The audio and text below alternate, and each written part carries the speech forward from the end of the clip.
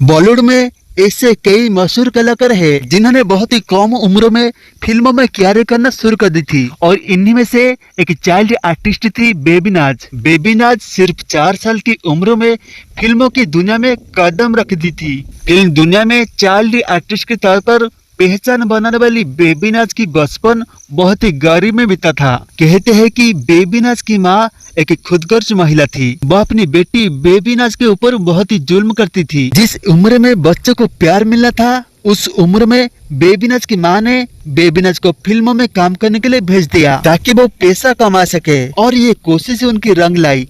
Baby नाज बहुत ही कम उम्र में ज्यादा पैसा कमाने लगी। बेबी नाज का असली नाम था सलमा। 1952 में फिल्म रेशम के जरिए सलमा ने पहली बार अभिनय करना शुरू किया। इस फिल्म में सलमा ने सूर्य का बचपन का किरदार निभाया था। ये फिल्म करने के बाद उनका नाम सलमा से बेबी नाज हो गया। बेबी नाज को बाल कलाकार के तौर पर खूब काम मिला। 1954 में फिल्म बूट पुलिस में काम करने के बाद उनकी लोकप्रियता शिखर पर पहुंच गया। बेबी नाज के पास बहुत सारे फिल्मों का ऑफर आता था। वो एक साथ 4 से 5 फिल्म की शूटिंग करती थी। बेबी नाज की माँ को उनकी बच्चे की तबीयत की चिंता नहीं थी, बस वो पैसा चाहती थी। पैसों की लालच में बेबी नाज को बिना सोचे समझे काम कराया जाता था। काम में परेशान आकर जब बेबी नाज थोड़ा सा काम से ब्रेक लेना चाहती थी तो बेबी नाज की माँ उनको समझाने के बजाय उनकी पिटाई करती थी। 10 साल की उम्र में बेबी नाज कुएं में कूद गई थी, लेकिन किसी तरह से उनको बचाया गया,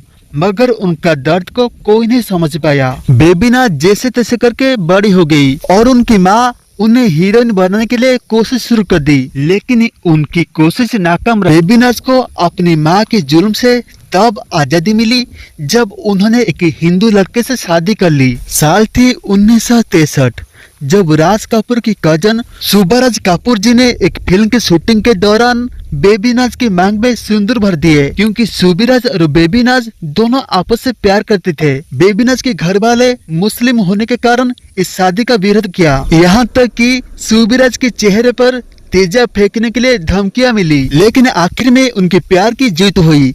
1963 में दोनों ने शादी कर ली। शादी के बाद बेबी नाज को वो खुशी मिली जिसकी वो हकदार थी। उनकी विवाह की जिंदगी सुखद था। उनके 2 बच्चे हुए, एक थी गौरी, दूसरी गिरीश। शादी के बाद उन्होंने कई सारे फिल्मों में लीड एक्ट्रेस के तौर पर अभिनय किया। इसके अलावा हिम्मत वाला और तोहफा जैसे फिल्मों में श्रीदेवी के लिए डबिंग की थी बेबी नाज ने। 1995 को बेबी नाज को पता चला कि वो की लीवर की घातक बीमारी से पीड़ित है और डॉक्टर ने ये तक कह दिया था कि बेबी नाज सिर्फ 5 महीने की मेहमान है। और उसी साल 19 अक्टूबर को 51 साल की उम्र में बेबी नाज का निधन हो गया। लेकिन हैरान की बात यह है कि बेबी नाज की अंतिम संस्कार में कोई भी बॉलीवुड से नहीं गया था। बेबी नाज के निधन के बाद सुबराज अकेले पड़ गए और उन्होंने सौरभ का साथ चुन लिया और साल 2009 में अकेलेपन से जूझते हुए सुबराज का निधन भी हो गया।